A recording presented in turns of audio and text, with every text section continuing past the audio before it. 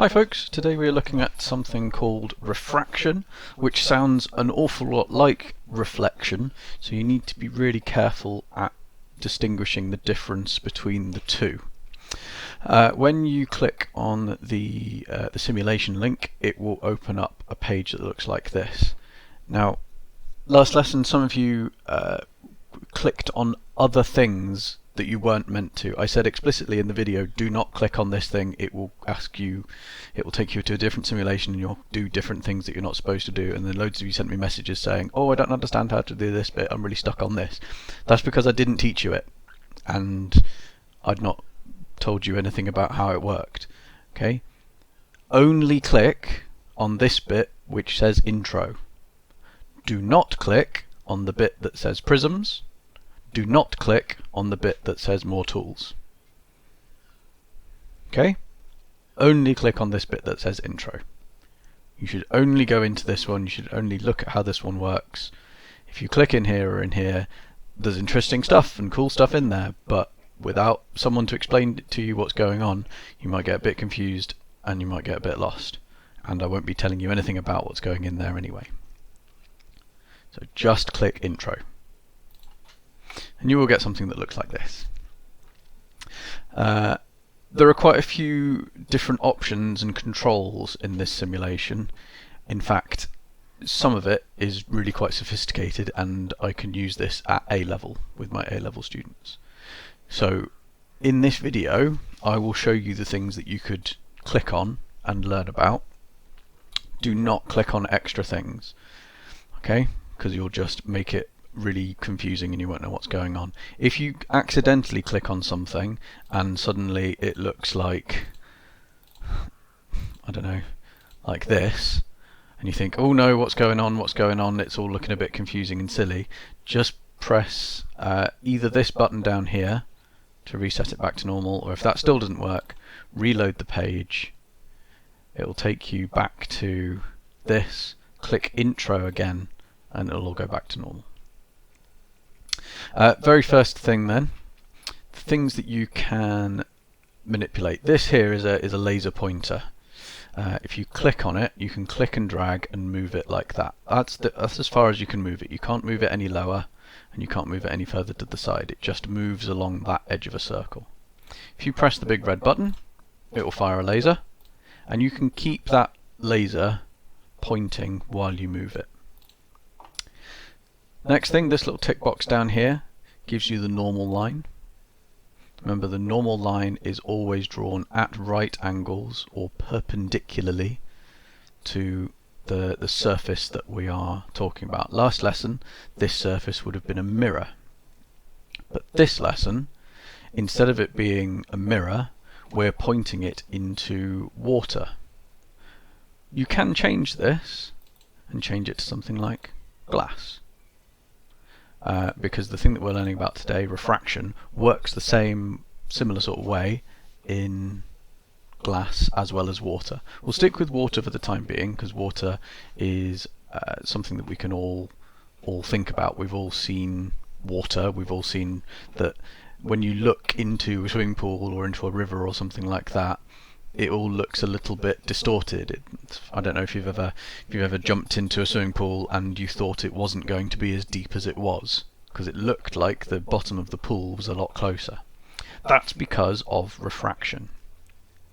Now, you can pick up this tool here. Okay, it just comes, click and drag. This is a protractor. You use it to measure angles. If you place it so that this little black mark and this line here line up with the line of the surface and the normal, then you can just leave it there from now on.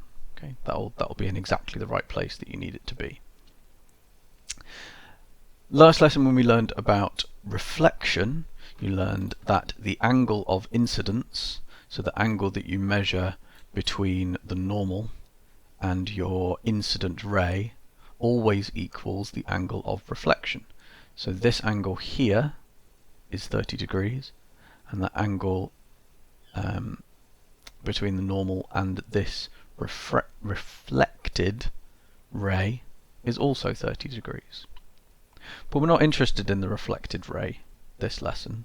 We're interested in this ray, this light, which is going into the water. That ray is called the refracted ray.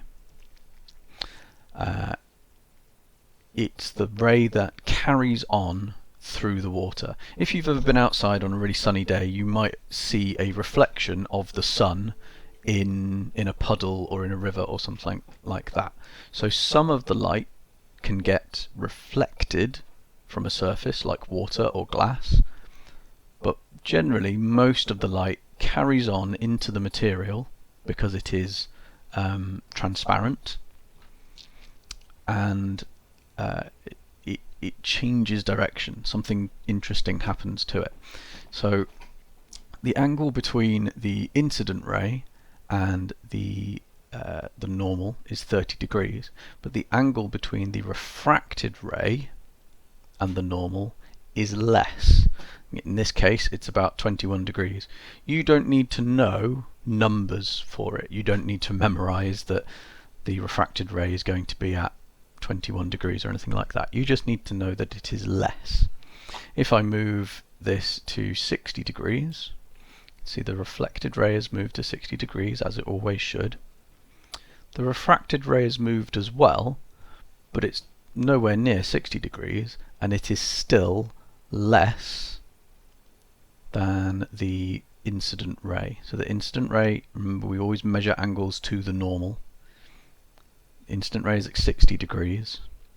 The refracted ray is at about, well, almost exactly 40 degrees. So it's still less. It's because the light ray has been bent towards the normal. So this refracted angle is smaller. I can keep going until we're almost flat straight along the surface of the water, and our refracted ray is still going into the water. The only place where the angles are pretty much the same is if you go straight down.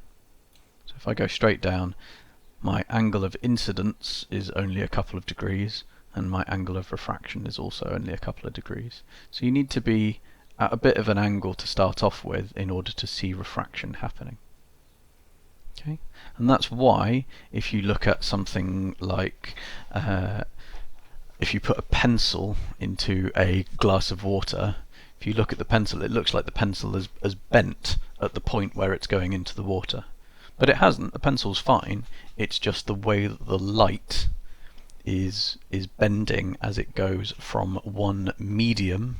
That's what we call these different transparent materials. So air is a medium, water is a medium, glass is a medium, diamond would be a medium. Just changes the way that the light moves through that material. If you can't get the simulation to work, then you can just watch this video and watch how the angles change. I think it'd be really good if you can get this video to load. Get the simulation to load, then you can have a bit of a play with it yourself. As I say, you can change it between water and glass if you want to, but there's not a big difference. All I really think you should be doing is putting the protractor there and moving the laser around. Okay, anything else, you're just going to end up confusing yourselves a bit. Okay, there are some more tasks to do on Show My Homework, so make sure you've had a look at those tasks so you can properly complete the assignment for today.